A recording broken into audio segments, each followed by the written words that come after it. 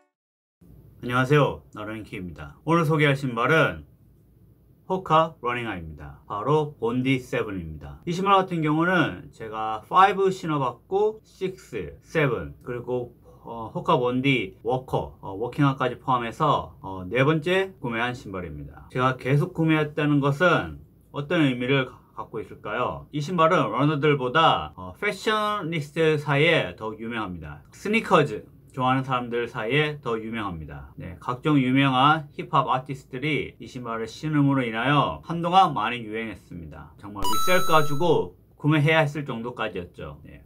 근데 지금은 쉽게 구매할 수 있습니다. 이 신발은 호카가 가진 맥시멀리스트 쿠셔너입니다. 최상급 쿠셔너라고 보면 됩니다.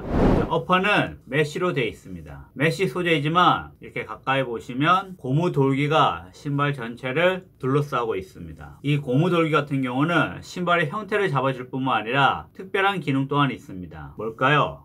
러닝화를 신다 보면 많은 분들 같은 경우 이제 앞코 쪽에 구멍이 납니다. 그래서 앞코 덧댐이나 이런 고무 돌기가 있을 때는 앞코에 구멍이 나는 것을 방지해 줍니다. 이게 신발의 형태를 잡아줄 뿐만 아니라 앞코 덧댐 역할을 하기 때문에 저는 상당히 좋게 평가합니다.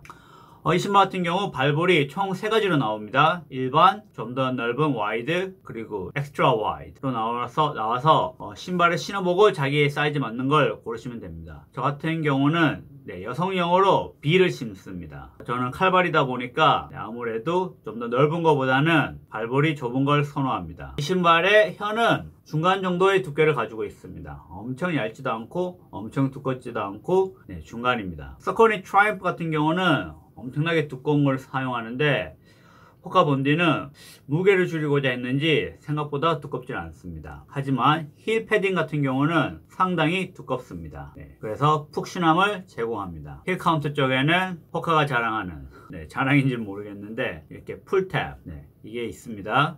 힐컵은 내장형으로 되어 있습니다.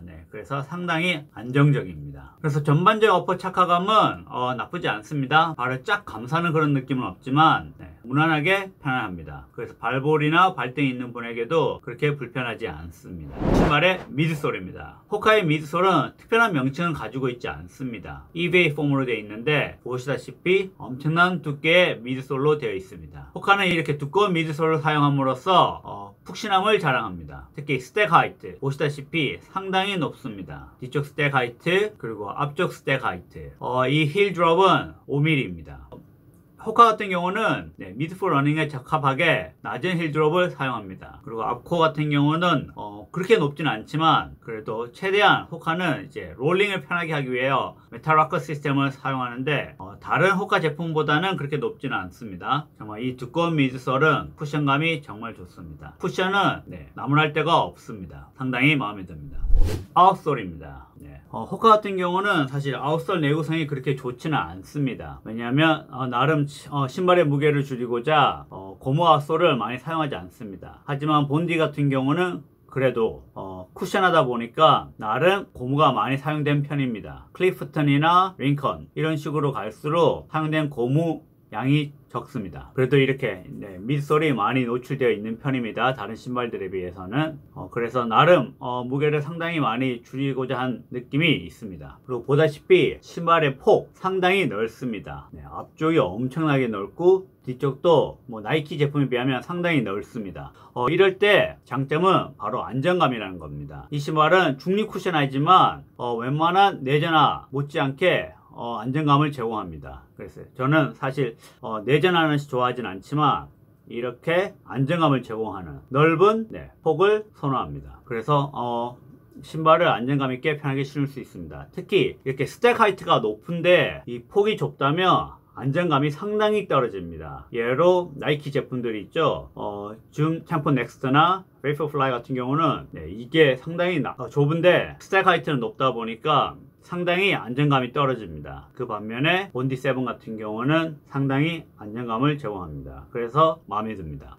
그렇지만 아웃솔의 내구성은 칭찬할 수는 없습니다. 왜냐하면 제가 신어본 러닝화 브랜드 중에서 아웃솔 내구성은 호카가 가장 취약하기 때문입니다. 제가 이 신발을 신고 달린 마일리지는 그렇게 많지는 않습니다. 30km 조금 넘는 것 같은데 워킹용으로 신은 것까지 포함하면 한 5, 60 정도 됩니다. 그렇지만 이 신발을 단지 조깅 페이스로만 신은 게 아니라 언더힐 트레이닝 인터벌 할 때도 신었었기 때문에 보자 한다면 이 신발에 대해서 언급하자면 확실히 인터벌 힐 트레이닝 용은 아닙니다. 다만 느림 조깅 페이스 그리고 워킹화로 괜찮습니다. 저는 개인적으로 러닝보다는 워킹화로 편하게 신습니다. 이 신발보다 조금 더 가벼운 클리프턴이 저는 러닝용으로 더 편하기 때문입니다. 그리고 그거보다 더 가벼운 게 링컨이라는 제품이 있죠. 클리프턴 7 그리고 링컨 리뷰 예정이니 기대해 주시기 바랍니다. 그래서 이 신발 같은 경우는 가체중 러너에게 러닝용으로 추천하지만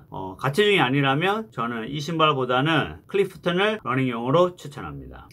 이 신발의 무게는 상당히 무겁습니다. 아무래도 최상급 쿠션하다 보니 무거울 수밖에 없습니다. 하지만 생김새에 비해서는 그렇게 무겁지는 않습니다. 이 신발 신고 계신 분 계신가요? 이 신발에 대해서 어떻게 평가하시나요? 댓글을 남겨주시기 바랍니다. 오늘의 리뷰는 여기까지입니다. 그럼 다음 시간에 뵙겠습니다.